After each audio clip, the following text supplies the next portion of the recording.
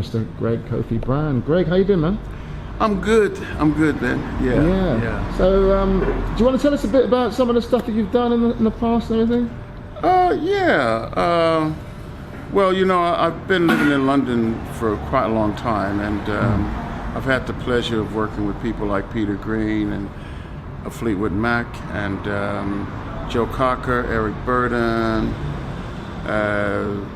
In 2003, I produced an album for Damilola Taylor, the African boy who got murdered in London, and I got Sting and Desiree, Gabrielle, the Gorillaz, Craig David, Miss Dynamite to perform on the album, and it raised £100,000 for the Damilola Taylor Trust. And I'm a bass player, guitar player, singer, teacher, educator, and I love London. How did you get involved with Tim? I've known Tim for over 30 years. I met Tim through a mutual friend named Margot Sagoff, who played guitar with Amazulu, and we became really close friends. We've played together off and on for 30 years, doing African music, blues, reggae, and recording and writing together. He's a really good friend. He's the godfather of my youngest son, and he's a great musician, great singer, and a really funny chap. Now, did you know about Tim's love of motor racing and all that stuff? Did you know? Of course, yeah. I knew when I first met Tim. He always went on about he wanted to take me go-kart racing. I said, nah, I don't think so.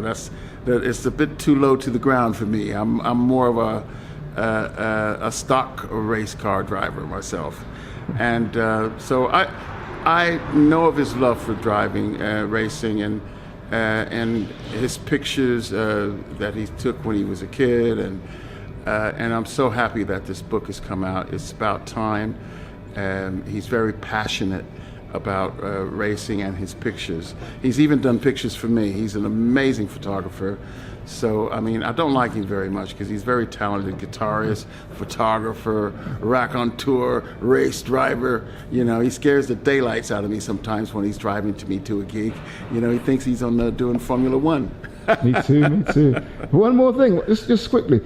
You've been spending quite a bit of time in Russia, haven't you? What's that about? Yeah, I've been building my profile in Russia for the last 3 years.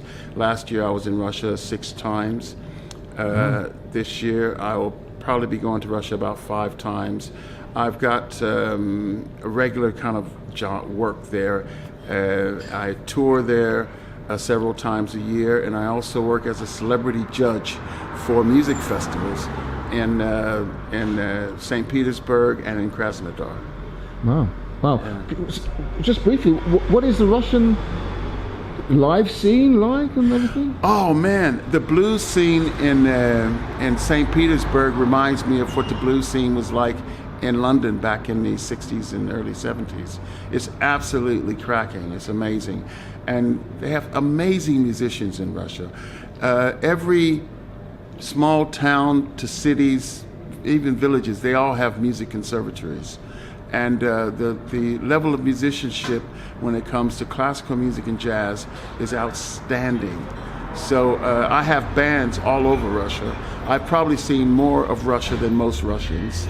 From Irkutsk in Siberia to Kaliningrad, next to Germany, from Arkhangelsk up near the White Sea, the White River, down to the Black Sea, Sochi and Krasnodar, and all in between. I've been all over Russia. I have bands all over Russia. The Russian people are absolutely amazing. They're generous. I've got so many presents. When I play Russia, I have bags of presents that I haven't even got to yet. Every time I go to Russia, I have to buy an extra suitcase. The people are so generous. They're very passionate, very emotional. They love the music, and they're absolutely amazing. Thanks, Greg. Much appreciated, man. Thank you. Cheers.